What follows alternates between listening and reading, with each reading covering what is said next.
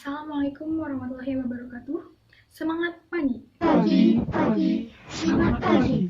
Sebelumnya, perkenalkan nama saya Rifani, selaku HSE Officer di PT Amanah kali ini. Sebelum rekan-rekan melanjutkan pekerjaannya, izinkan saya untuk menyampaikan beberapa hal atau safety talk mengenai keamanan dan keselamatan kerja di lingkungan pada pagi hari ini. Di era pandemi ini, tentu saja sudah sepatutnya, sudah sewajarnya kita selaku pekerja untuk tetap patuh dan tidak abai terhadap aturan yang berlaku demi memutus rantai penyebaran COVID-19. Nah, maka dari itu, untuk memberantas persebaran virus COVID-19 ini, kita dapat melakukan 3M, yakni menjaga jarak, mencuci tangan, serta memakai masker. Jika 3M ini diterapkan oleh rekan-rekan sekalian di lingkungan kerja, maka kita dapat memutus penyebaran rantai COVID-19 di lingkungan kerja ini. Baik, selanjutnya saya akan menjelaskan tentang keamanan dan keselamatan kerja di lingkungan kerja ini.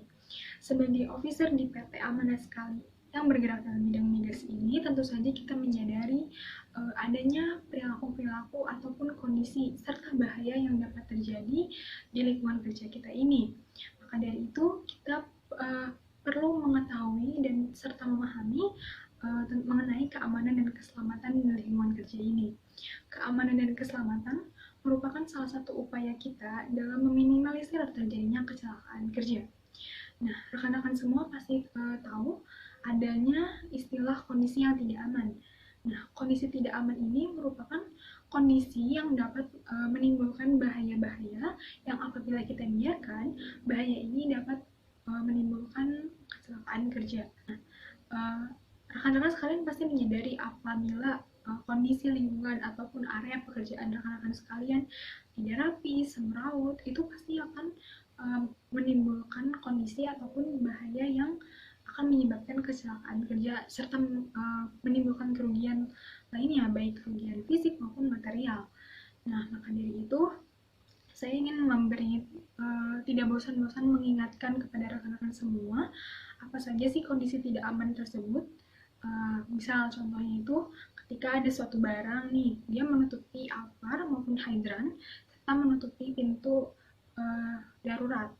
Nah, bisa rekan-rekan bayangkan ketika terjadi kondisi darurat seperti kebakaran atau misalnya kondisi yang sangat darurat lainnya. Nah, apabila hidran serta altar ini tertutupi dan juga pintu darurat ini tertutupi, mungkin saja kita tidak dapat menyelamatkan diri kita sendiri. Nah, maka dari itu, kondisi-kondisi tersebut bisa saja menimbulkan bahaya yang lebih besar nantinya sehingga menimbulkan kecelakaan lain. Selanjutnya ada kondisi ketika kabel, misalnya kabel ini terkelupas dan juga tergenang oleh air. Bisa rekan-rekan bayangkan apa yang akan terjadi ketika terjadi korsleting listrik. Mungkin saja bisa jadi rekan-rekan sekalian ini akan tersetrum ketika memegang kabel tersebut. Selain itu ada juga kondisi lantai yang tertutupi oleh cairan maupun oli.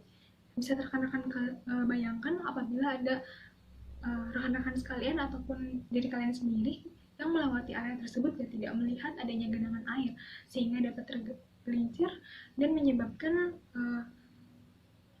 cedera, baik cedera fatal maupun cedera yang minim gitu. Nah, rekan-rekan sekalian mungkin bisa bayangkan apabila rekan-rekan mengalami cedera, mungkin rekan-rekan tidak akan dapat melanjutkan pekerjaan. Dan juga ada kondisi-kondisi lain mungkin yang sebenarnya sangat minim, tapi apabila kita biarkan bisa dapat menimbulkan bahaya yang lebih besar lainnya sehingga dapat menimbulkan kecelakaan kerja terutama di lingkungan kerja ini. Selanjutnya saya ingin mengingatkan lagi kepada rekan-rekan semua apa saja sih langkah-langkah yang harus rekan-rekan lakukan ketika menemui kondisi tidak aman tersebut. Nah, yang pertama, sebelum rekan-rekan kalian ini bekerja, dimohon untuk mengetahui resiko-resiko apa saja sih yang dapat rekan-rekan sekalian temui gitu dalam melakukan pekerjaan kalian.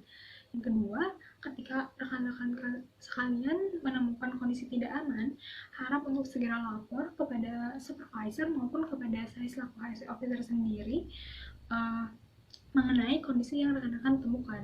Nah, ketika rekan-rekan sudah menemukan kondisi tersebut, segera hentikan semua pekerjaan rekan-rekan dan menunggu instruksi maupun informasi selanjutnya dari supervisor maupun dari HRD officer tentang kondisi yang rekan-rekan temukan. Nah, ingat kecelakaan kerja ini tidak hanya dapat terjadi dari perilaku maupun kondisi yang tidak aman, tetapi juga dari kondisi lingkungan pekerjaan yang tidak aman. Bayangkan saja, rekan-rekan sekalian ini sudah melakukan pekerjaan sesuai dengan SOP yang berlaku, tetapi tidak dapat menutup kemungkinan bahwa kecelakaan kerja ini dapat terjadi dari kondisi lingkungan pekerjaan rekan-rekan sekalian yang tidak aman. Maka dari itu, kondisi ini sangat membahayakan bagi rekan-rekan sekalian. Ingat, jangan karena kita biasa, kita menjadi binasa. Semoga safety talk maupun diskusi santai ini dapat diimplementasikan, dipahami, diingat, diimplementasikan oleh rekan-rekan semua dalam melakukan pekerjaan. Mungkin sekian yang bisa saya sampaikan. Sebelumnya, apakah rekan-rekan memahami apa yang saya sampaikan? Paham. Karena rekan-rekan sekalian sudah paham, maka dari itu saya akhiri safety talk-nya pada kali ini. Terima kasih atas atensi dan juga perhatian rekan-rekan sekalian. Sebelumnya ditutup, mari kita kobarkan lagi semangat kita agar semangat menjalani hari serta menjalani pekerjaan rekan-rekan sekalian. Semangat pagi. Pagi, semangat pagi. Wassalamualaikum warahmatullahi wabarakatuh.